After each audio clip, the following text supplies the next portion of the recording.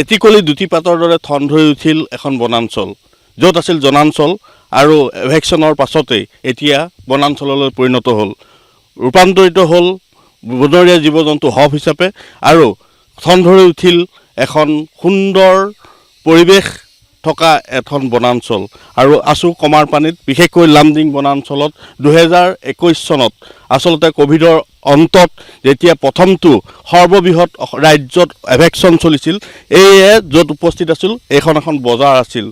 বজাৰখনত য'ত নেকি হাজাৰ ঘৰ মানুহ বসতি কৰিছিল বনাঞ্চলখনৰ মাজত, আৰু বন বিভাগে উচ্ছেদ চলাইছিল, আৰু সেয়া আছিল অসমৰ বা ৰাজ্যৰ সৰ্ববৃহৎ এক উচ্ছেদ।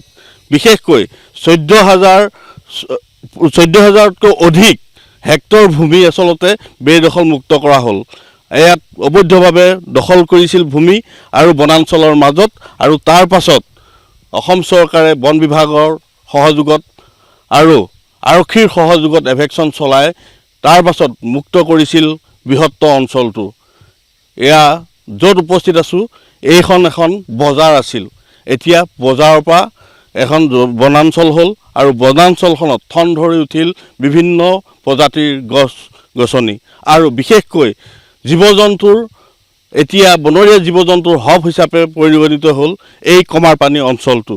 বিশেষকৈ কমাৰপানী বুলি ক'লেই অবৈধ বেদখলকাৰীৰ কব্জাত আছিল এই গাঁওখন, য'ত নেকি হাজাৰ ঘৰৰ ওপৰত মানুহ আছিল, আৰু সেই মানুহ যেতিয়া এভেকশ্যন কৰা হৈছিলে ইয়াত হালধি খেতি আৰু আদা খেতিয়ে ভৰপূৰ্ণ হৈ আছিল। হাজাৰ হাজাৰ বিঘা মাটি বেদখল কৰি তেওঁলোকে ইয়াত কৰিছিল খেতি, আৰু খেতি কৰি ইয়াতে ঠন ধৰি উঠিছিল অবৈধভাৱে গাঁৱকে গাঁও।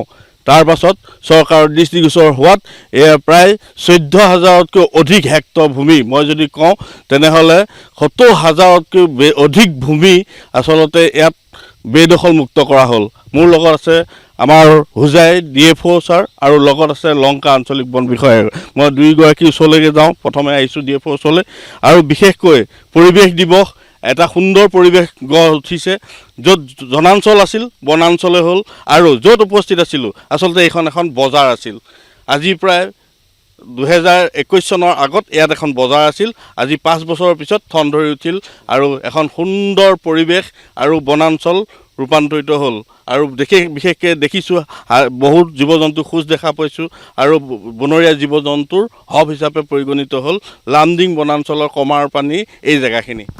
হয়, প্ৰায় আপোনালোকক জনাবলৈ পাই সুখী হ'ম যে প্ৰায় 25,000 হেক্টৰ অৰ্থাৎ 1,75,000 বিঘা মাটিকালিৰে সমৃদ্ধ আমাৰ লামডিং সেউজীয়া বনাঞ্চল। ইয়াতে 2021 বৰ্ষত আপোনাৰ 1410 হেক্টৰ অৰ্থাৎ আপোনাৰ 10,000 বিঘা মাটি ইয়াতে বেদখলমুক্ত কৰা হৈছিল। আৰু সেইখিনি সময়ত ইয়াতে আপুনি য'ত দেখাইছে এইখিনিত মানে জনাঞ্চল, গোটেইখিনি জনাঞ্চলৰে পৰিপূৰ্ণ আছিল। ইয়াতে এখন মাৰ্কেট কমপ্লেক্স আছিল, আৰু প্ৰায় 670 হাউচ হোল্ড ইয়াৰ পৰা এভিকশ্যন কৰা হৈছে। আৰু আমি এতিয়া প্ৰায় 1410 হেক্টৰৰ ভিতৰত আমি প্ৰায় আমাৰ কেম্পা আৰু APFB আঁচনিৰ ফালৰ পৰা আমি প্ৰায় 970 হেক্টৰ অলৰেডি আমি প্লেণ্টেশ্যন কমপ্লিট কৰিছোঁ, আৰু প্ৰায় আপোনাৰ 22 লাখ পুলি আমি গছপুলি ৰোপণ কৰিছোঁ। আৰু এটা আমি নিজকে মানে এটা ভাল ৰিচ বায়'ডাইভাৰ্চিটি হ'বলৈ ৰূপান্তৰ হোৱা বুলি আমি মানে ভাবি লৈছোঁ। এতিয়া দেখা গৈছে যে যেতিয়া আমি প্ৰৱেশ কৰিছোঁ, প্ৰৱেশ কৰোঁতে বহুত জীৱ জন্তু আচলতে খোজ দেখিবলৈ পোৱা গৈছে, আৰু চৰাই চিৰিকটি আচলতে এইটো জীৱ জন্তু হব হিচাপে। হয়, য়েছ, সেইটোৱে ক'লোঁ আপোনাক। এইটো এটা খুব ৰিচ বায়'ডাইভাৰ্চিটি। আপোনাৰ আমাৰ জন্তুৰ ভিতৰত ইয়াত এলিফেণ্ট, লিঅ'পাৰ্ড কেট, চিভেট কেট, জংগল কেট, চাম্বাৰ, তাৰপিছত আপোনাৰ আৰু আমাৰ এইটো ৱাইল্ড বোৰ, জংগল ফল, ৰেড জংগল ফল, আৰু বহুত বিভিন্ন ৰেপটাইল স্পেচিছ আছে ইয়াতে এতিয়া আছে। দেখা গৈছে যে প্লেণ্টেশ্যনৰ আৰু বাকী আছে। আজি পৰিৱেশ দিৱস হিচাপে কেনেকুৱা ধৰণৰ পদক্ষেপ আৰু গ্ৰহণ কৰা হৈছে? পদক্ষেপ আমাৰ অলৰেডিটো আপোনাক ক'লোৱে, অলৰেডি আমাৰ 90% এৰিয়া আমাৰ প্লেণ্টেশ্যন হৈ গৈছে, আৰু বাকীখিনি আমি খুব সোনকালে কমপ্লিট কৰিম। আৰু ইয়াতে অলৰেডি 22 লাখ গছপুলি আমি ৰোপণ কৰিলোঁ। আৰু মোৰ এইটোৱে পৰিৱেশ দিৱস উপলক্ষে মোৰ এইটোৱে বাৰ্তা যে আমি যিখিনি পুলি ৰোপণ কৰিলোঁ, মানে each and every plantation will definitely contribute for carbon sequestration. ভাল খবৰ। আৰু মই লংকা যিগৰাকী বন বিষয়া আছে মই আপোনাৰ ওচৰলৈ আহিছোঁ। বহুত কষ্ট ত্যাগ কৰি আচলতে এখন এইদৰে ঠন ধৰি উঠা জংঘল আমি পাইছোঁ বা বনাঞ্চল পাইছোঁ। কি ক'ব আচলতে য'ত উপস্থিত আছিলোঁ এইখন এখন মাৰ্কেট আছিল, কমাৰপানী মাৰ্কেট আছিলে, আৰু মাৰ্কেটৰ পৰা আজি বনাঞ্চল হ'ল। এতিয়া জীৱ জন্তুৰ মাত শুনিছোঁ, কিমান ভাল লাগিছে। আৰু পৰৱৰ্তী পদক্ষেপ কি আছে? নাই, এইটো আপুনি বৰ্তমান সময়ত আমাৰ যিটো ক্লাইমেট চেঞ্জ, জলবায়ু পৰিৱৰ্তন বা গোলকীয় উষ্ণতা বৃদ্ধি, এইটো অতি এটা ভয়ানক সমস্যা হিচাপে দেখা দিছে। অসম চৰকাৰৰ বিভিন্ন আঁচনি আপোনালোকে গম পাইছে যে এক পেৰ মাকে নাম, অমৃত বৃক্ষ আন্দোলন, এইবিলাক প্ৰক্ৰিয়াৰ জৰিয়তে এতিয়া সমাজত প্ৰত্যেকটো পৰিয়াল, প্ৰত্যেকজন ব্যক্তিকে মানে এটা বনাঞ্চল সংৰক্ষণৰ কাৰণে, গছৰ সংখ্যা বৃদ্ধিৰ কাৰণে চৰকাৰে এটা পৰিকল্পনা লৈছে। তাৰ লগতে এই যিটো আমাৰ কমাৰপানী, ইয়াত 1410 হেক্টৰ আমাৰ DFO ছাৰে অলৰেডি কৈ গৈছে যে বেদখল মুক্ত কৰা হ'ল। তাৰ পৰৱৰ্তী সময়ত আমি ইমিডিয়েটলি 22 চনতে তেওঁলোকে, মই তেতিয়া নাছিলোঁ যদিও, আমাৰ প্ৰটেকশ্যন ৰেঞ্জ স্কোৱাডৰ ফালৰ পৰা 50 হেক্টৰ এটা প্লেণ্টেশ্যন কৰা গ'ল। সেইটো খুব ভাল ছাকচেছ। তাৰ পৰৱৰ্তী সময়ত আমি Lumding range, Lanka range, protection squad ৰেঞ্জে আমি 500 হেক্টৰ আকৌ আমি যিটো এভিক্টেড এৰিয়া সেই অঞ্চলত আমি বৃক্ষ ৰোপণ কৰিলোঁ। তাৰপিছত আকৌ আমাৰ APFBC আৰু আমাৰ কেম্পাৰ ফালৰ পৰাই সহযোগত সৰ্বমুঠ এতিয়ালৈকে 970 হেক্টৰ আমি আমাৰ যিবিলাক এভিক্টেড এৰিয়া আছিলে, যিখিনিত বনাঞ্চল মানে একেবাৰে ধ্বংস হৈ গৈছিল, য'ত মানুহৰ বসতি আছিল, গছ গছনি প্ৰায় নাছিল, সেইবিলাক অঞ্চল আমি প্ৰায় সম্পূৰ্ণ কৰিছোঁ। আৰু আমি প্ৰায় 20টাতকৈ অধিক যিটো স্থানীয় স্পেচিছ আপোনালোকে দেখিব, 3 বছৰ হোৱা জামুকৰ পুলিত ইতিমধ্যে জামুক লাগিবলৈ আৰম্ভ কৰিছে। চৰাই চিৰিকটিবিলাকে খাদ্য খাইছে। তাৰ লগতে আমি ফাইকাছ স্পেচিছ কিছু আছে, ডিমৰুবিলাক আছে, তাৰ গুটি লাগিবলৈ আৰম্ভ কৰিছে। অৰ্জুনবিলাকৰ এতিয়া গুটি লগা আৰম্ভ কৰিয়ে দিছে।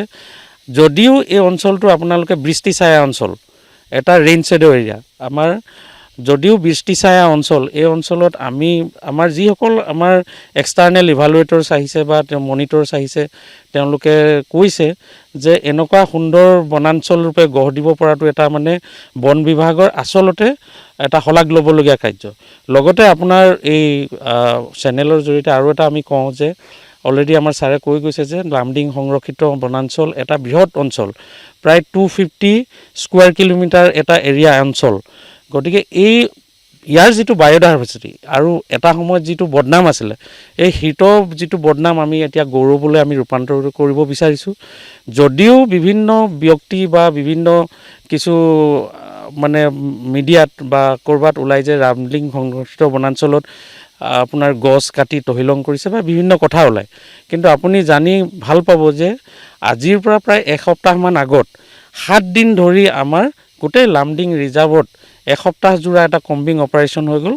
তাত আপোনাৰ এজোপা গছ কটাও তেওঁলোকে বিচাৰি উলিয়াবলৈ সক্ষম নহ'ল। গতিকে আমাৰ যিখিনি ভাল খবৰ হয়, নিশ্চয়কৈ আমাৰ যিখিনি ফ্ৰণ্টলাইন ষ্টাফ বা আমাক যিসকলে গাইড কৰি আছে, DFO ছাৰে হওক বা আমাৰ বন বিভাগৰ উচ্চপদস্থ বিষয়াসকল বা অসমৰ বিশেষকৈ মাননীয় মুখ্যমন্ত্ৰী আমাৰ হিমন্ত বিশ্ব শৰ্মাদেৱৰ যিটো বলিষ্ঠ নেতৃত্বত মানে পৰিৱেশ সংৰক্ষণৰ যিটো এটা আন্দোলন হিচাপে এটা ধাৰা গঢ়ি তুলিছে, সেই ধাৰাৰ লগত আমি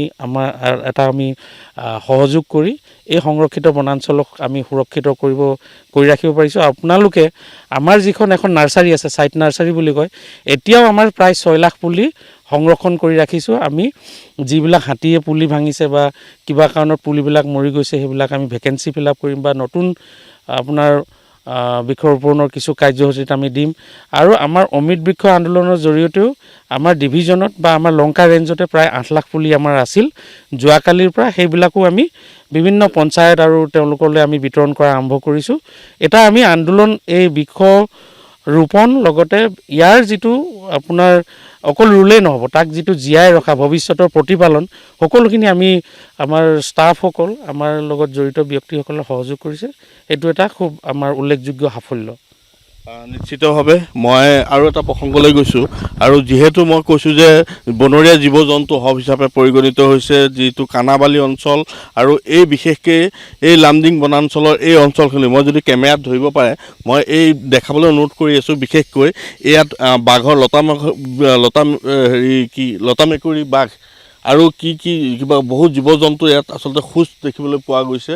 ইয়াৰ পৰা আচলতে অনুমান কৰিব পৰা যায় যে জীৱ জন্তুৰ ইয়াত প্ৰকোপটো বৃদ্ধি হৈছে আৰু লগতে যি আচলতে এই অঞ্চলটো কমাৰপানী অঞ্চলত যি জীৱ জন্তু আহিবলৈ ভয় কৰে, হাতী আহিবলৈ ভয় কৰে, আৰু সেই অঞ্চলত এতিয়া জীৱ জন্তুৱে ইয়াত মুক্ত বিচৰণ কৰি আচলতে তেওঁলোকৰ যি স্থলী, সেই স্থলীত পুনৰ তেওঁলোকে যেন ঘূৰাই পাইছে, এই ইংগিত ইতিমধ্যে পোৱা গৈছে। আৰু সকলো জীৱ জন্তু আচলতে জনাঞ্চললৈ যায় বুলি কয়, কিন্তু নহয়, প্ৰকৃততে এই যিখন নতুনকৈ গঢ় লোৱা যিখন বনাঞ্চল, সেই বনাঞ্চললৈ পুনৰ আগমন হোৱা দেখিবলৈ পোৱা গৈছে। আৰু বিশেষকৈ মই যদি কওঁ যে এই বনাঞ্চলখনে এখন আদৰ্শ হওক যে যিবোৰ চৰকাৰী ভূমি আচলতে বেদখল মুক্ত কৰা হৈছে, আৰু সেই বেদখল মুক্ত কৰি অকল থৈ দিলে নহয়, এইদৰে আচলতে লামডিং বনাঞ্চলৰ এই কমাৰপানী বনাঞ্চল যিখন আছে সেইখনে এখন আদৰ্শ হওক সকলোৰে বাবে। আৰু এই আদৰ্শই আইভেকশ্যন যিবিলাক হৈছে সকলোতে যাতে এইদৰে ঠন ধৰি উঠক, এটিকলি দুটিপাতৰ দৰে এখন বনাঞ্চল হওক, আৰু সেই বনাঞ্চলে আচলতে আমাৰ এক সম্পদ, আৰু এই সম্পদে এদিন ভৱিষ্যতত আমাৰ নৱপ্ৰজন্মক আচলতে এখোজ আগুৱাই লৈ যোৱাত সহায় হ'ব।